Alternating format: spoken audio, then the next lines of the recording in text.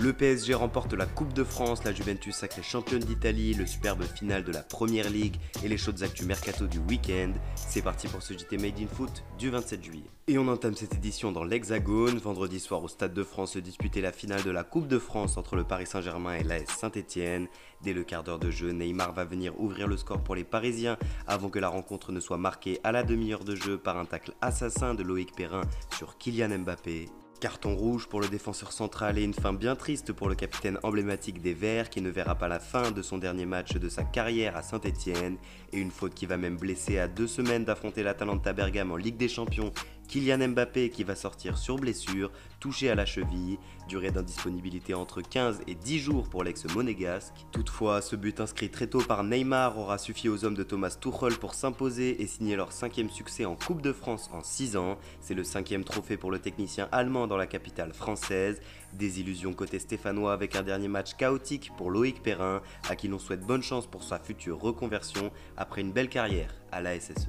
Traversons désormais la Manche pour voir ce qu'il s'est passé lors de la 38e et dernière journée de Première Ligue. Au programme de ce final de cet exercice 2019-2020, différents enjeux, Ligue des Champions, Ligue Europa ou maintien. Et 25 secondes seulement auront suffi à ce multiplex pour se lancer, avec le but de Gale pour Newcastle face à Liverpool. Incident sans conséquence pour les Reds qui grâce à Van Dijk, Origi et Mané vont venir signer leur 32e succès de la saison. Une saison parfaitement maîtrisée par les hommes de Klopp qui finissent bien sûr champions avec 99 points. Leur dauphin, Manchester City, se sera amusé sur la pelouse de Norwich, 20e et déjà relégué. Gabriel Jesus va d'abord inscrire son 14e but de la saison avant que Kevin De Bruyne, l'un des meilleurs joueurs du royaume cette année, ne vienne inscrire un but somptueux. Le Belge qui va servir Raheem Sterling pour le 3-0 et délivrer au passage sa 20e passe décisive de la saison, égalant ainsi le record de Thierry Henry. Riyad Mahrez et Kevin De Bruyne pour le doublé vont venir achever le spectacle. Succès 5-0 pour les hommes de Guardiola qui finissent donc 2e, 18 longueurs derrière le champion. Dernier match de la saison pour City, marqué par le dernier match pour les Sky Blues de David Silva. Après une décennie et 4 premières ligues, la légende espagnole termine donc son aventure chez les Citizens. Un joueur exemplaire tout au long de son aventure à Manchester et l'un des artisans principaux du retour de City sur le devant de la scène nationale et européenne. Chez le rival Man United, on joue au King Power Stadium une qualification en Ligue des Champions et face à un adversaire direct, Leicester. 3e au coup d'envoi, les Red Devils ne vont pas lâcher leur place sur le podium.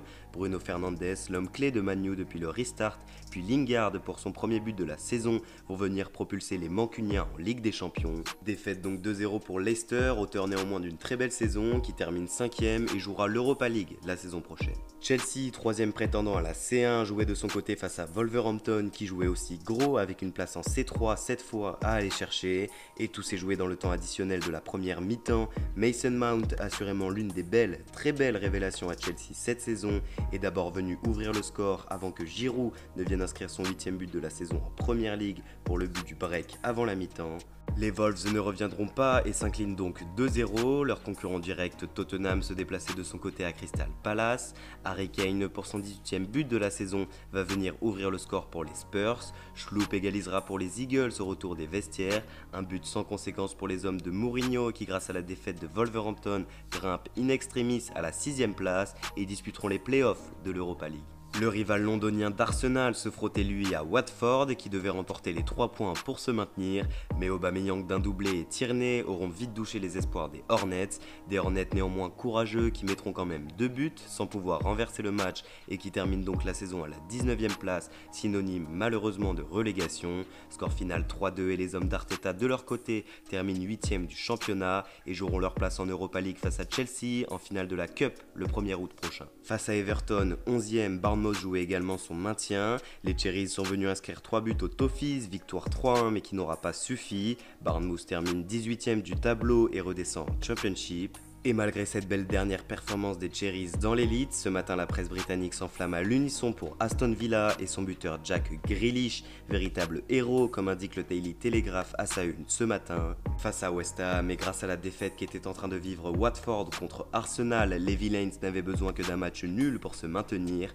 Dans les 10 dernières minutes, Jack Grealish, l'un des éléments forts de la saison de Villa, est venu décrocher le Graal en inscrivant son 8e but de la saison. Malgré l'égalisation quasi instantanée de Yarmolenko pour les Hammers, Aston Villa obtient le point du nul et restera dans l'élite la saison prochaine. Après un multiplex plein de rebondissements et qui nous aura offert 32 buts, c'en est donc fini pour cet exercice 2019-2020 de Premier League survolé par les Reds de Liverpool. Manchester City finit donc dauphin et le rival mancunien Manchester United conclut sa belle saison par une place sur le podium. Chelsea, Leicester et Tottenham complètent de leur côté les places européennes. Bournemouth, Watford et Norwich sont relégués en seconde division. Concernant les récompenses de la saison, Jamie Vardy termine à 33 ans et avec ses 23 réalisations meilleur buteur de Premier League et glane donc son premier Golden Boots. Il bat le record de Didier Drogba, devenant le joueur le plus âgé de l'histoire de la Premier League à remporter cette distinction.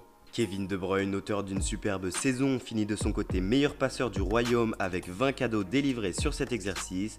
Enfin, Alisson termine logiquement avec 33 petits buts encaissés, meilleur gardien de la saison. Sans transition, on file désormais en Italie, c'est officiel, la Juventus Turin tire son 9e scudetto d'affilée. La vieille dame, célébrée par toute la presse transalpine ce matin, aura lutté pour signer son 26e succès de la saison en Serie A. Cristiano Ronaldo est venu avant la mi-temps inscrire le but du 1-0 et par la même occasion son 31e but de la saison.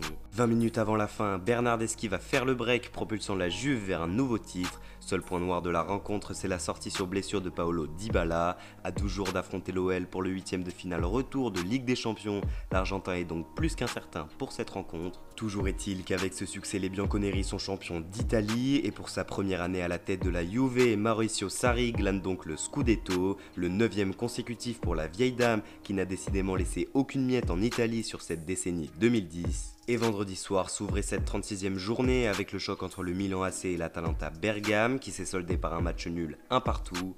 L'Atalanta pointe à la 3e place du championnat, l'AC Milan de son côté voit l'AS Roma filer à 4 points devant et reste 6e, puisque la Louve s'est dans la journée de dimanche imposée 2-1 face à la Fiorentina. Victoire qui permet aux Romains de conserver leur 5e place, synonyme de qualification directe à l'Europa League. Sur la pelouse du Genoa, l'Inter de son côté a fait le job, victoire 3-0 des hommes de Conte, notamment grâce au doublé de Lukaku. Les Nerazzurri sont 2e de Serie A, un petit point devant l'Atalanta 3e et la Lazio 4e. Une Lazio qui dimanche s'est enfin libérée de ses démons. Succès fracassant 5-1 des Biancocelesti, en partie grâce au triplé de Ciro Immobile qui avec ses 34 réalisations est le meilleur buteur du calcio et il égalise Robert Lewandowski et ses 34 buts en Bundesliga. Un seul but suffira à l'Italien pour terminer soulier d'or européen cette saison, une jolie distinction pour récompenser l'année magistrale de Ciro Immobile. Passons désormais aux actus transferts du week-end. À Lille, Burak Yılmaz officialise lui-même sa venue au LOSC et a signé un contrat de 2 ans avec les nordistes.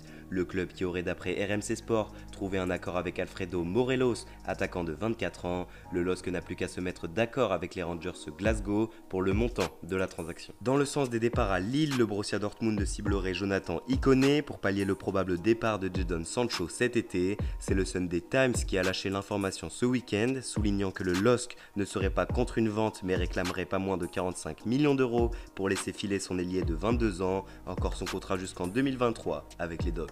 À Lyon, l'OL serait proche, d'après RMC Sport, de signer le jeune ailier uruguayen Facundo Pellistri, 18 ans. Juninho négocierait avec Peñarol où évolue le jeune ailier qui demande 9 millions d'euros. Le joueur, sous contrat jusqu'en 2022 avec le club uruguayen, aurait également vu Man United toquer à sa porte. Dans le sens des départs, Marcelo devrait quitter le navire lyonnais cet été. Sous contrat jusqu'en 2021 avec l'OL, le défenseur central de 33 ans pourrait d'après Haber Global se diriger vers le Beşiktaş.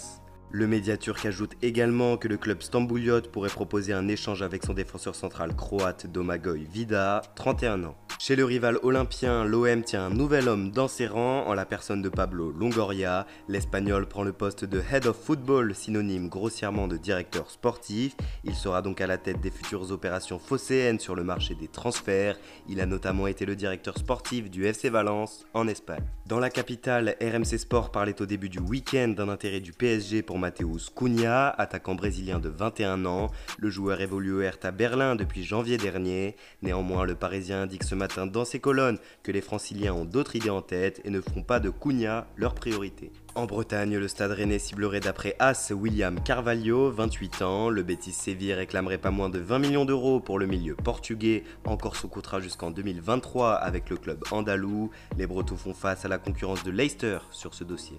Sur la Côte d'Azur, l'OGC Nice aurait d'après le média portugais Abola trouvé un accord avec Rony Lopez pour qu'il rejoigne les Aiglons cet été. Arrivé à Séville pour 25 millions d'euros, transfert record du club, le Portugais de 24 ans n'a pas convaincu en Andalousie. Nice doit maintenant trouver un accord avec le FC Séville pour la nature de la transaction, qui pourrait se faire sous la forme d'un prêt ou d'un transfert définitif. Sur le Rocher, l'ASM ciblerait Mateus Fernandes, jeune pépite arrivé au Barça l'été dernier et prêté dans la foulée au Real Valladolid. D'après Sport, le milieu brésilien de 22 ans pourrait arriver dans la principauté sous la forme d'un prêt de 2 ans avec option d'achat. Enfin, on termine cette édition avec le Sun qui a affirmé ce week-end que Lionel Messi militerait en interne au Barça pour faire venir Marcelo Bielsa sur le banc Blaugrana la saison prochaine. Simple rumeur ou vérité, nul ne le sait. En tout cas, Marcelo Bielsa a cette saison remporté la Championship avec Leeds United, qu'il a donc ramené en Premier League. Merci à tous de nous avoir suivis au cours de cette longue édition. N'hésitez pas à vous abonner, commenter, liker la vidéo et nous suivre sur les réseaux. Et quant à nous, on se retrouve demain pour un nouveau JT Made in Foot.